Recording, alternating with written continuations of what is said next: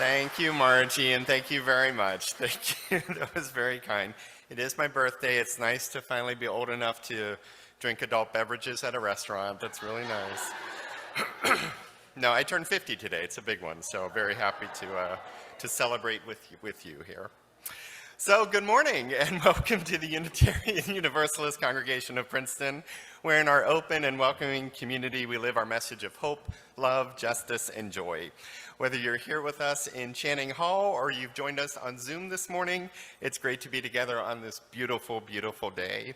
And we extend a special welcome to our visitors. We're so happy that you've joined us, and we'd love to give you a proper welcome to you, Princeton. If you stop by the newcomer table after the service, we can get you any information that you'd like about our congregation and our faith. Again, welcome one and all to our service this morning. This morning is our mostly annual Blessing of the Animals service. We get it in most years, so if you're visiting, the service is a little shorter than usual so that our furry friends don't get too restless. We will be back to our more standard liturgy next week when our seminarian, Pauline Nijander, leads a service titled In This Very Moment, which is about being present and sounds fantastic, so come back next week. This morning, we've invited everyone to bring their animal friends to this service for a blessing. We'll do that later in the service, but please know that if you didn't, or if your animal friend doesn't travel well or doesn't play well with others, come on up anyway and we'll bless the animal in absentia. If you have a picture in hand or on your phone, feel free to bring that up for the blessing. And if you'd like us to bless an animal who is no longer with us, we're happy to do that as well. We bless all animals here at UU Princeton, just like we bless all babies and affirm all beings as bearers of life and wonder. Also next Sunday, August 27th from 5:30 to 7:30 is our music ministry open house. You can join our music director, Margie Herman, and many of our music ministry all-stars for an evening of fun and friendship and to learn about how you can contribute your talents to our worship life. We have a bell choir, an adult choir, plenty of space for guest musicians and soloists and hymn leaders. And if we have enough young ones to form a kids chorale, we'd love to kick that back into gear next year. And nobody parties like the music ministry parties. So come next Sunday, 5:30 to 7:30, and be here for all of that. Reverend Jennifer has an announcement for us this morning. So today after service and on Thursday evening on Zoom, we're holding some info sessions about our children and youth programs for this coming year and how you might lend your support to them. Wonderfully, we've had a bunch of new families join in the past year. We've had some interest over the summer, and that means we're looking to expand and add an age group to our program. So whether you volunteered in the program before, might be considering it for the coming year, might not know yet you are considering it for the coming year, or you're just curious about what's happening, stop by in the Foz Theater at 11:45 today, or you can sign up to meet us on Zoom on Thursday night. There was a link that went out yesterday in an email, so you can do that. On behalf of our awesome children, youth, and their families, thank you. We depend on your love and action to nurture their young lives. Here, they find trusted, caring adults to look to for support and kindness, and that's needed especially so in a time where schools and society are not always supportive and kind. Thank you, because your presence with them is vital. And now we call ourselves to this time of worship with words by Ian Riddell. Come hoof and trunk and tail and horn, and paw and wing and claw, come bird and reptile, mammal born, all full of nature's law. Bring bark and crow and ribbit too, and silent stare and hiss. Bring purr and trill and warble too, and voice no ear can miss. We gather here, each life and all, to celebrate and sing, to honor creatures large and small. 'Tis holiness we bring.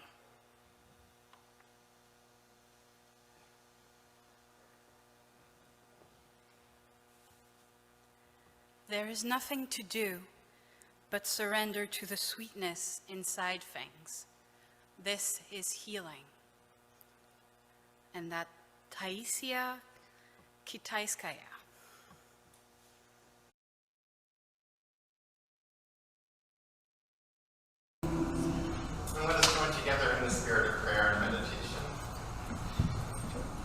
Life and love, we know you in moments of joy and fulfillment, when we are lifted up and we reach out in fellowship.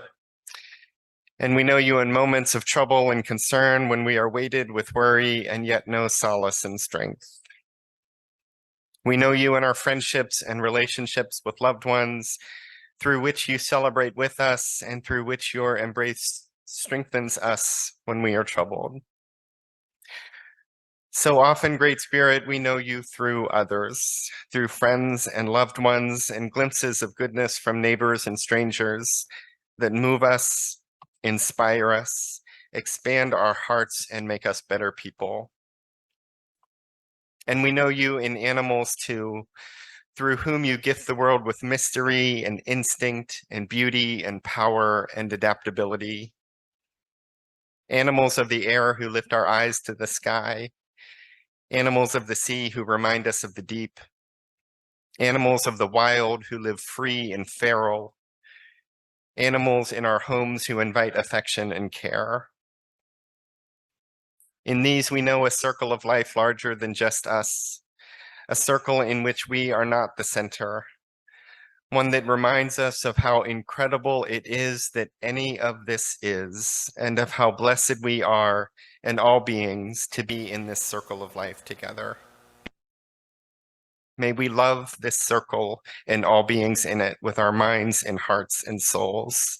May we join together in that love, tending to each, caring for all, and building as one a world of greater concern and compassion for all beings. May it be so, and amen. A little over a year ago, we adopted Plum and Mirabelle, who are objectively the most beautiful cats in the world, bar none. Our kid had been militantly nagging for years for us to get a cat, and I finally felt braced for the impact. I thought that with help and patience, I could maybe tolerate the responsibilities and the mess.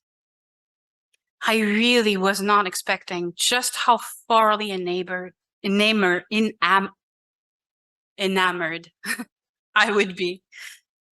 I honestly never thought I would become a cat mom, but here I am, head over heels over my fur babies. I'm really not great with messes, and the last few pets in my life were messy. Charlie was the latest, and he came to us old and sick, and he did not like me at all. Poor Charlie made a lot of messes that I had to take care of when I was already struggling with my own self-care. I was just beginning to slowly and painfully learn to dismantle the neglect I was carrying from childhood. I left a lot of messes for myself that I was struggling to deal with. And I really resented that anything would make it worse. I just couldn't connect. It was a really unpleasant situation, and I hated the relief that I felt when Charlie finally passed. There were other tries and other messes over the years, none of them truly successful, all the way back to my childhood dog. The poor thing was just as neglected as I was. Piems was a German Shepherd boxer mix, and he could have been a loyal, well-behaved friend.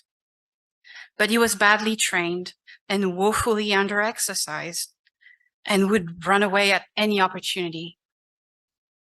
When my comfort lovies and stuffies were on the receiving end of his destructive behavior, it was just another proof that if there was such a thing as divine love in the universe, I did not deserve it.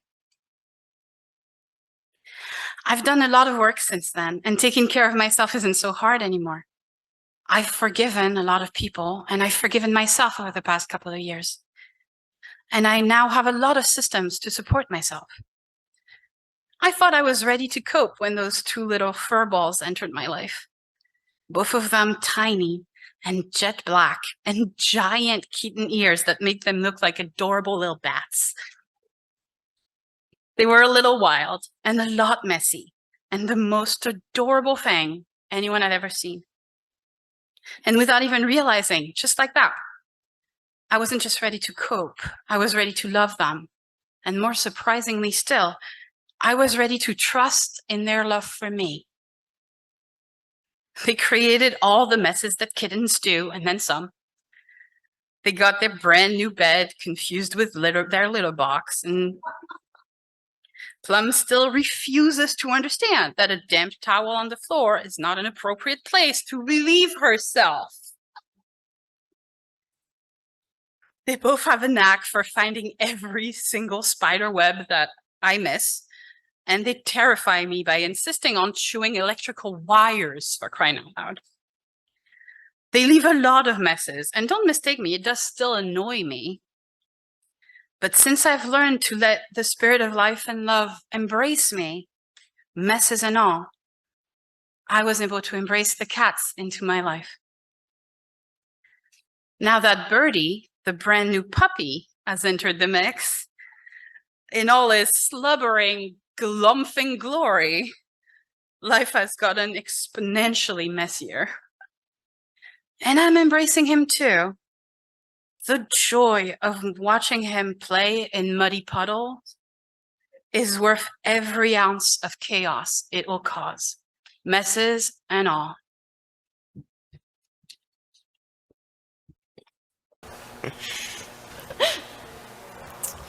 Our reading this morning is a poem. It's titled Essay on Compassion, but it's a poem, and the author is Richard Leonard. The cat curled against my wide foot's sole idles himself to sleep. I tell myself he loves me, past food, warmth, shelter, past my fingers' rough massage. I think I know this to be true, but say I tell myself to prove I'm no sentimental fool to leave me one ironic out. When I cut my hand, he lapped blood where it pooled like cooling grease, but showed me more affection when I cried for what I thought was loss of what I thought was love, stared into my eyes, touched my cheek with one dry paw until I looked away. The paper tells the story. A giant sea turtle carried a shipwrecked woman most of 2 days before delivering her up to a fishing boat.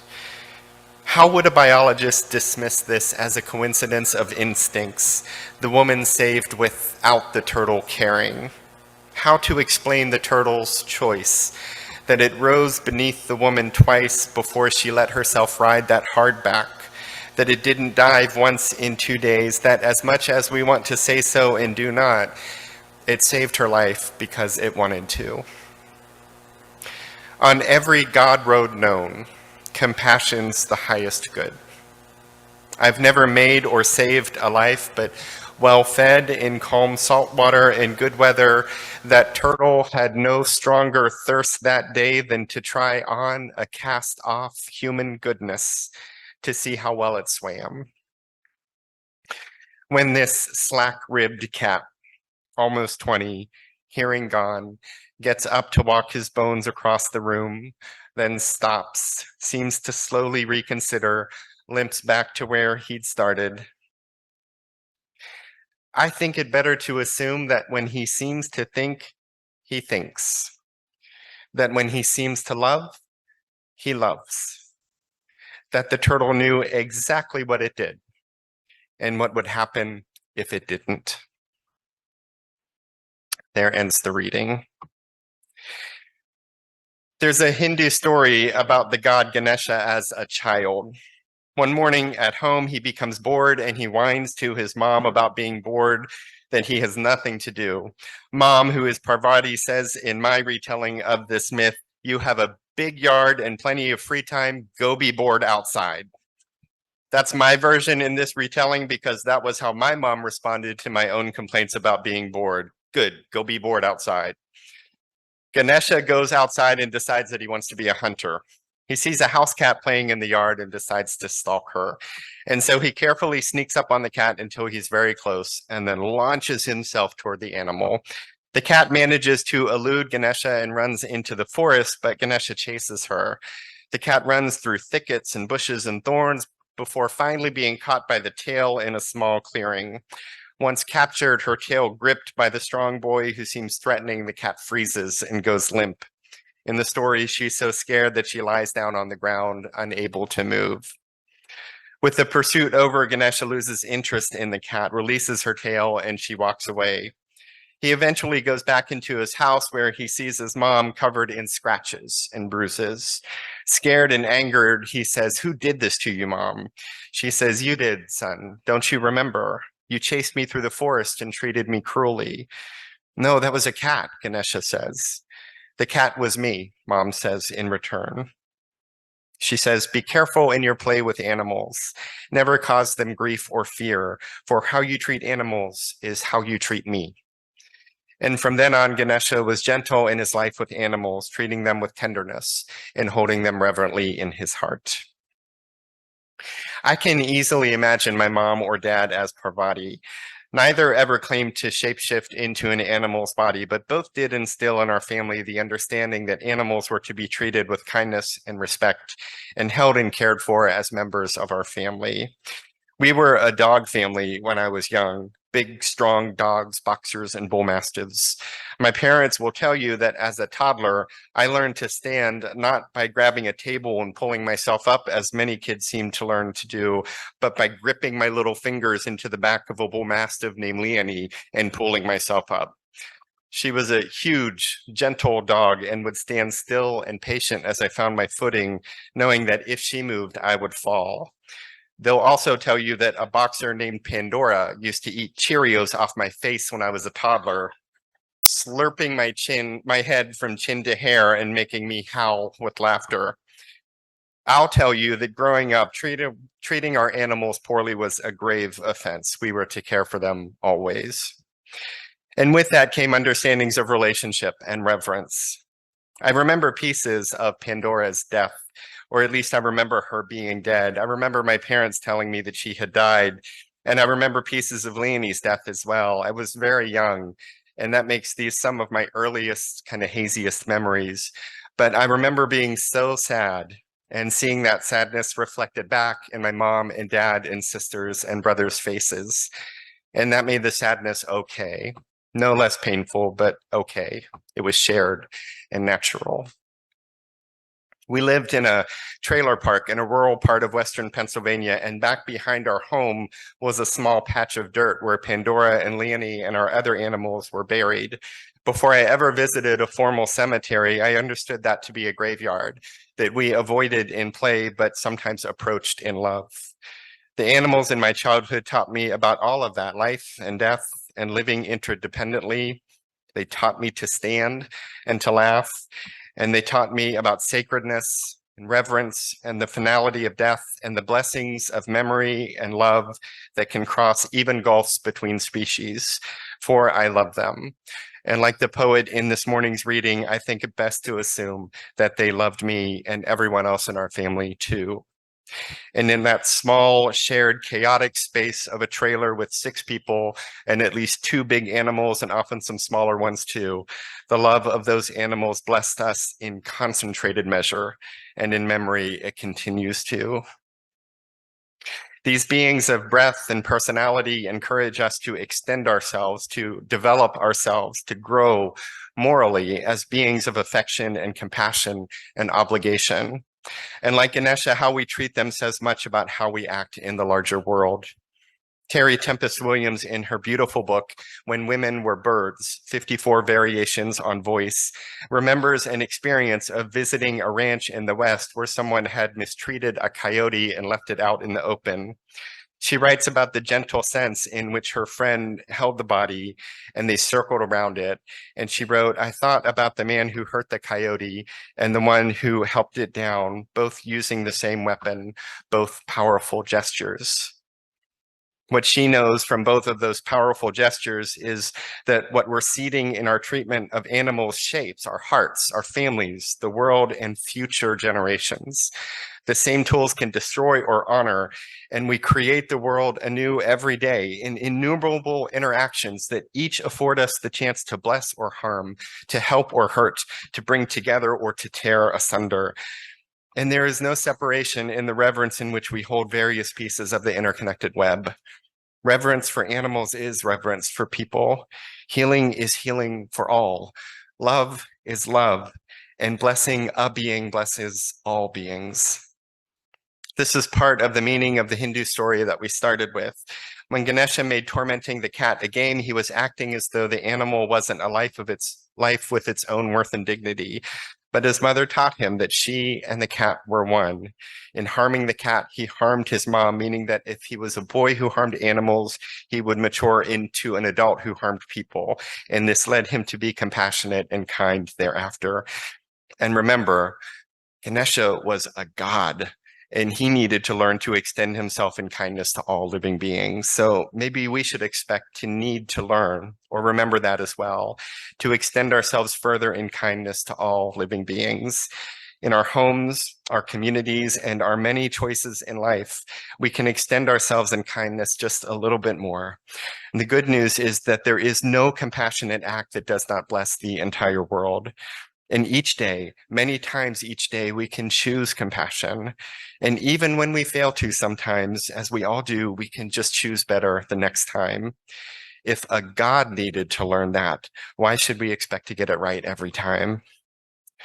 The poet wrote, "On every God road known, compassion is the highest virtue," and spoke of a turtle who held it. So too can we hold compassion in an ever-widening embrace that extends to every being graced with the gift of life. May it be so this day and always, and amen. And now at the end of our hour, we extinguish our chalice, knowing that its light carries us until we gather again.